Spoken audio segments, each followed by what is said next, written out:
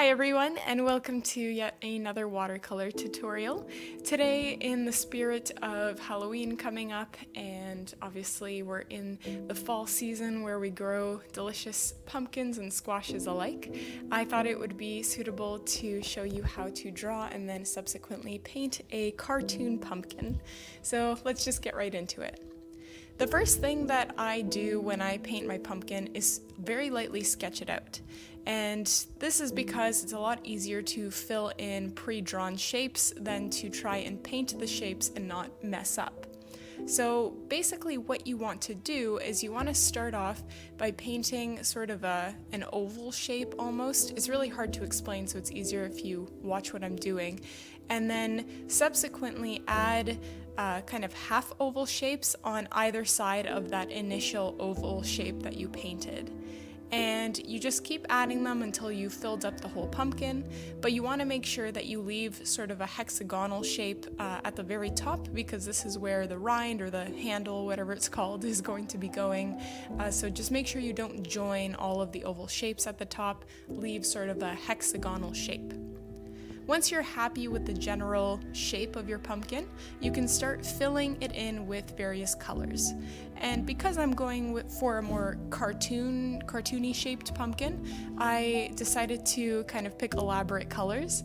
So I went with yellows and different shades of orange. So you can definitely replicate the exact same pattern that I'm using, or you can really just use one color and just alternate how much water that you add to that color, because that will change the intensity of the color on your piece of paper. I also intentionally left a little bit of a white spot on every single oval, and this is because I wanted to make it look like there's a glare and make the pumpkin look a little bit more realistic, even though we are going for a cartoon look here. And so you just continue filling in all of the shapes until you are happy with the shape of the pumpkin as well as the opacity of every single layer or oval.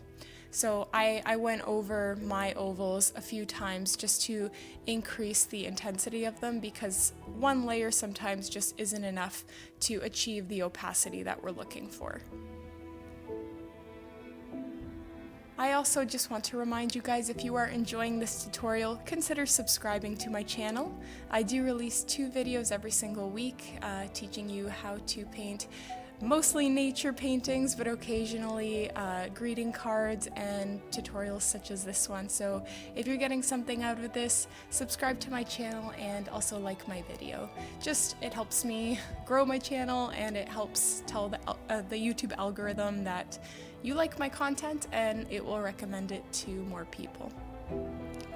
Once you're happy with the pumpkin, don't forget to add in the handle or the rind, I don't know really what it's called, of your pumpkin using any shade of green. Any shade will do.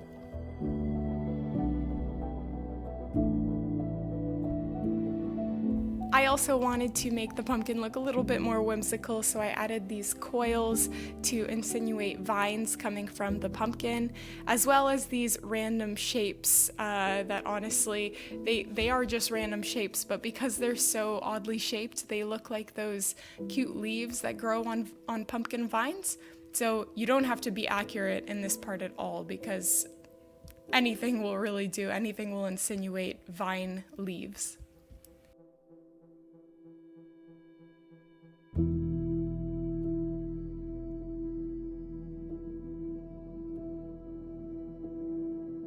And that's about it.